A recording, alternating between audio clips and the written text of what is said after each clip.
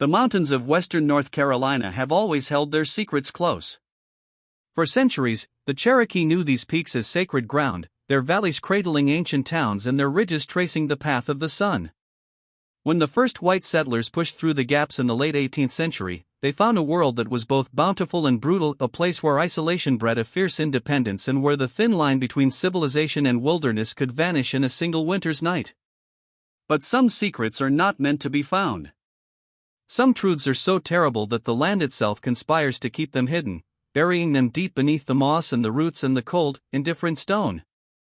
It was in the fall of 1870 that one of these secrets began to surface, pulled from the earth not by a grave robber or a treasure hunter, but by a woman who had come to this remote corner of the world to start over, a woman who would uncover something that the most powerful men in the county had spent 20 years trying to forget. The discovery was made on a Tuesday, during the last week of October.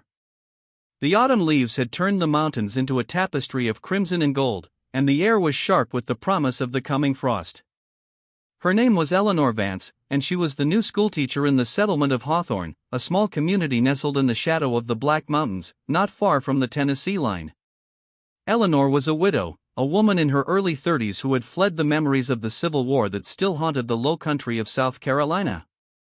She had answered an advertisement in the Asheville newspaper, a plea from the Hawthorn community for an educated person to teach their children, and she had arrived on the weekly stagecoach with little more than a trunk of books, a small savings, and a fierce determination to bury her past. The first few weeks had been a trial.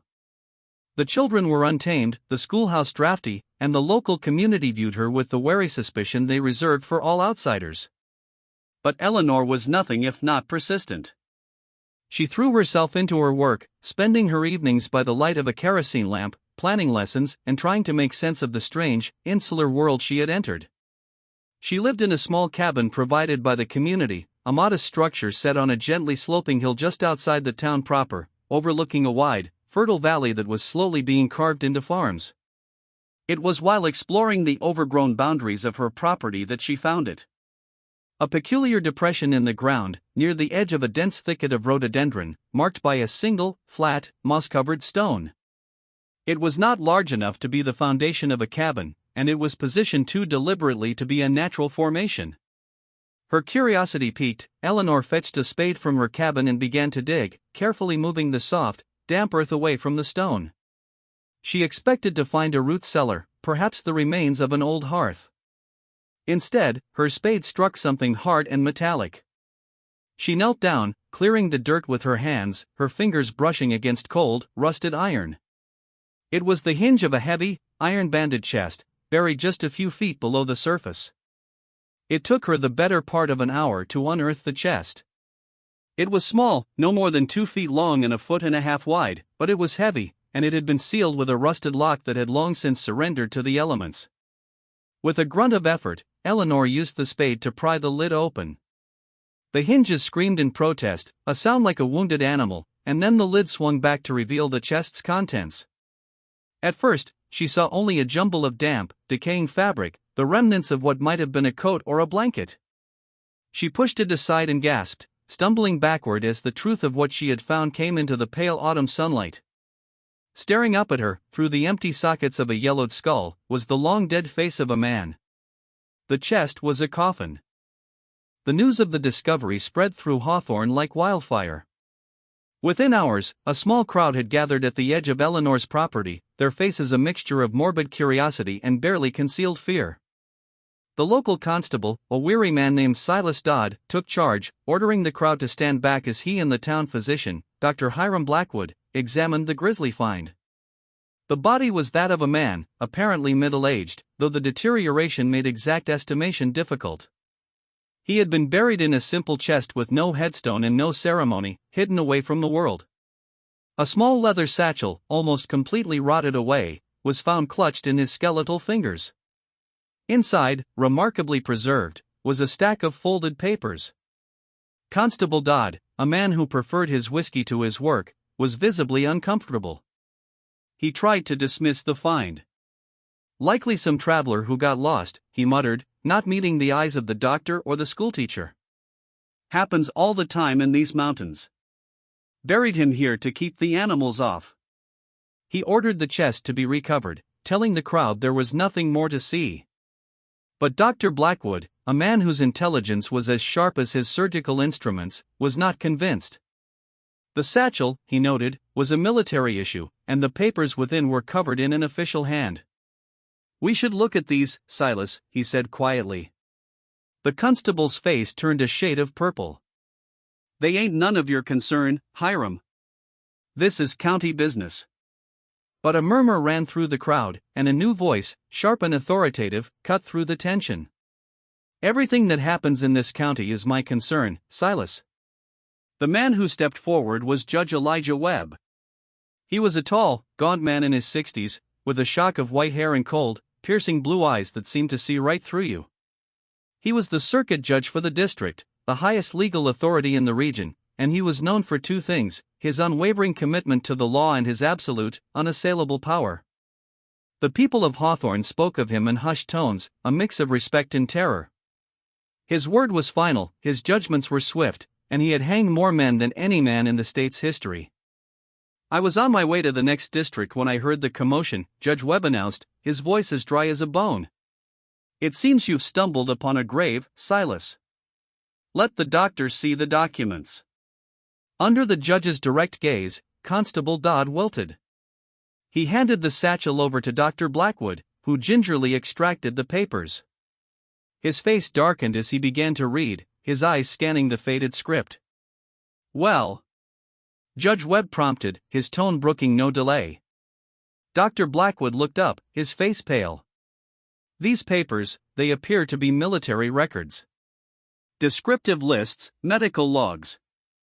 They're from the war. The names are familiar." He paused, his gaze shifting to the open chest, then back to the judge. "It's a man named Caleb Granger. A deserter.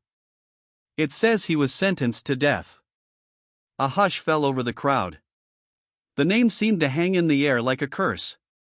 A few of the older men in the crowd began to shift uneasily, their faces losing all color.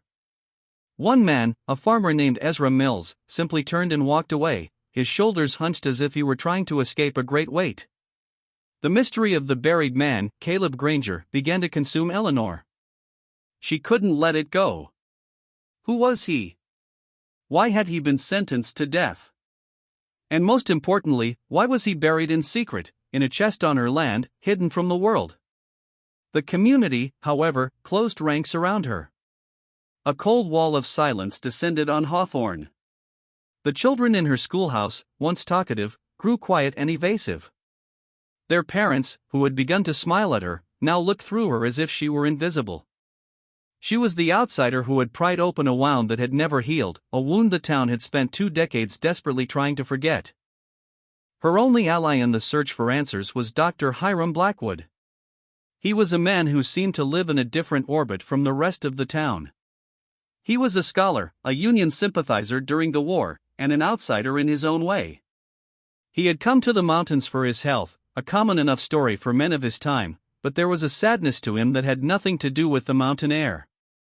He had seen too much, and he knew the truth about the war. "It wasn't a conflict of armies and ideals, Miss Vance," he told her one evening, as they sat in his parlor. "For people here in the mountains, it was a civil war in the truest, most brutal sense. Neighbor against neighbor. Brother against brother." He had read the documents. The condemned man, Caleb Granger, was a private in the 3rd North Carolina Infantry, a Confederate regiment, but with a significant number of reluctant conscripts from the mountain counties. The record showed he had been arrested in 1864 for desertion and sentenced to death by a military tribunal. But the papers were incomplete. They didn't say what had happened next. They didn't explain how a condemned soldier had been transformed into a corpse in a box, buried miles from the nearest battlefield. "There's something else," Dr. Blackwood said, his voice dropping to a whisper. "The men who served on that tribunal. I recognize the names. It was a kangaroo court, Miss Vance. The names on the list, 3 of them are still alive. And they are the most powerful men in this county." Eleanor pressed him. "Who?" Judge Webb was the presiding officer, he revealed, the words tasting like ash in his mouth. The constable, Silas Dodd, was the clerk. And the man who signed the warrant, it was Ezra Mills. The pieces of the puzzle began to fall into place, but they painted a picture of a reality that was more complex and terrifying than a simple tale of a deserter. The official narrative had been crafted, and it had been working for 20 years. But there was a voice that refused to be silenced, a voice that came from the deepest part of the American wilderness. Eleanor knew she needed to find it. She knew she needed to talk to the one group of people in the region who owed no allegiance to the white men of Hawthorn. She knew she needed to talk to the Cherokee. The eastern band of Cherokee had been forced onto a reservation in 1838, a traumatic journey known to them as the Trail of Tears. They were a remnant of a once proud nation, clinging to their land and their culture in the face of relentless pressure from white settlers. But they had long memories. They were the silent witnesses to the region's history, the keepers of stories the white men wished to forget. After numerous attempts, Eleanor finally gained an audience with an elder named Siahi, a man who lived a life of quiet dignity, respected by his people and feared by some whites for the power of his memory. He agreed to speak with her, but only in the deep woods, far from prying eyes, and only at night. Under a canopy of ancient oaks, illuminated by the pale light of a lantern and the distant, watchful stars, Siahi began to speak. His English was precise, each word carefully chosen. He talked of the war, not in terms of politics or soldiers, but in terms of the land and the people. He knew Caleb Granger. He told Eleanor that the man had been a guide, one of the few white men the Cherokee trusted to move through the mountains. They could read the land and speak without guile. But during the war, Granger's loyalty shifted. He was tasked by the Confederates to secure food and safe passage, but he saw their cruelty firsthand. He saw how they stole from the Cherokee, how they burned their villages, how they treated them like animals. It was a night in the fall of 1864, Siahi recounted, his voice taking on a haunted quality. A squad of Confederate soldiers came to the settlement, demanding the tribe hand over a young Cherokee woman named Waya. They accused her of sheltering Yankee sympathizers and stealing military supplies. Granger was with them, but he was a reluctant participant, his eyes filled with a pain that Siahi had seen before. There was a confrontation, and something happened. A shot was fired. The details were hazy, but Siahi was certain of one thing. He had seen Caleb Granger and Wyatt together in the moments before the soldier arrived. He had seen them deep in the woods, and it was clear they were more than just acquaintances. Granger had gone back to his commanding officers, but he had broken the code. You do not fall in love with the enemy. The Cherokee woman was not just an ally, she was part of a people the Confederates despised. The tribunal that was convened was not about desertion. It was about a transgression far more dangerous, the act of a white man defending a Native American woman against white soldiers. Granger had opposed his own men, and for that, he was condemned. Judge Webb, a hardline Confederate, saw it as a matter of policy. Granger had to be made an example of. The murder of Caleb Granger was not an act of war, but a murder by a state. Judge Webb, with Ezra Mills and the other men, had executed him on the spot and then concocted the story of the cowardly deserter. But the truth was buried with him, hidden in the earth along with a guilty secret that the town had worked tirelessly to keep quiet. Now, Siahi revealed a final, devastating piece of information. He had seen Caleb Granger and Wyatt together on that fateful day. But he had also seen something else. He had seen the young woman place something in Caleb Granger's hand, something she had been carrying with her. Something that Caleb was trying to protect when the soldiers came. It was a map. A map of the land, of the hidden routes and the secret paths. A map that was not just of the forest, but of the people who lived in it. Eleanor sat in stunned silence. The mystery had taken a sharp and terrifying turn.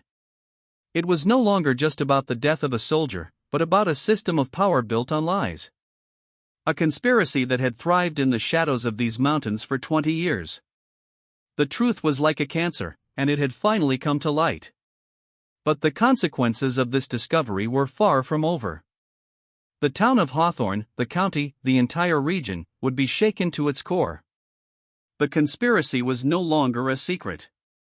With the discovery of the map and the testimony of the Cherokee Elder, the path was clear. But Judge Webb and his allies were not men to surrender their power easily.